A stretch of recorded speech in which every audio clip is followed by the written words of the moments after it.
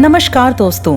गणगौर व्रत की पौराणिक कथा के अनुसार एक समय किसी राजा के राज्य में जौ चने बोए गए और माली के दूब बोई गई।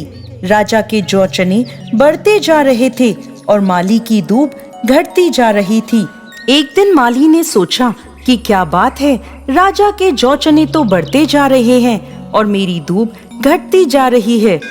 एक दिन वो अपनी दूब में छुपकर बैठ गया तो देखता है कि राजा की बहू बेटियां कुछ कुंवारी लड़कियों के साथ आईं और उसकी दूब तोड़कर ले जाने लगी।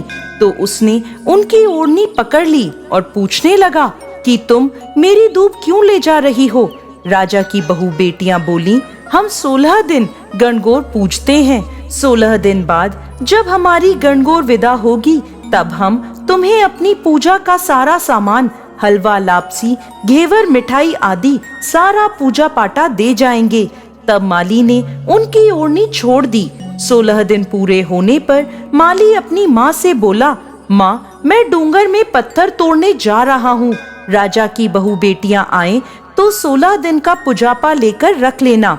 राजा की बहू बेटियां आईं और माली की माँ को 16 दिन का पूजा पाटा देकर चली गईं।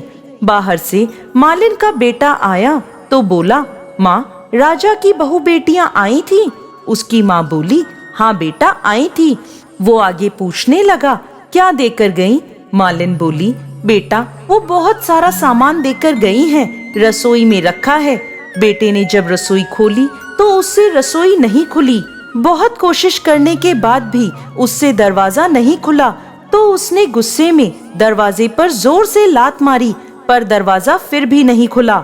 माँ बोली, बेटा, रसोई का दरवाजा नहीं खोल सकता तो पराई जाई कैसे ढाबेगा? माली बोला, माँ, पराई जाई तो ढाब लूंगा, लेकिन रसोई नहीं खुल रही। तब उसकी माँ आई और उसने अपनी छोटी उंगली से रसोई के दरवाजे पर छींटा दिया तो रसोई का दरवाजा खुल गया। तो देखता है कि अंदर ईसर जी और गणगौर बैठे थे। ईसर जी बहुत सुंदर वस्त्र पहने हुए थे और गौरा मांग संवार रही थी और उसकी रसोई में अन्न धन के भंडार भरे थे। हे गणगौर माता, जिस प्रकार माली के परिवार को दर्शन दिए उस प्रकार सबको दर्शन देना। ईसर जी जैसा भाग और गौरा जैसा सुहाग सबको देना। कहानी कहने वाले, हुंकार भरने वाले सबको अमर सुहाग देना, आशीर्वाद देना। जय भोलेनाथ, जय माता पार्वती।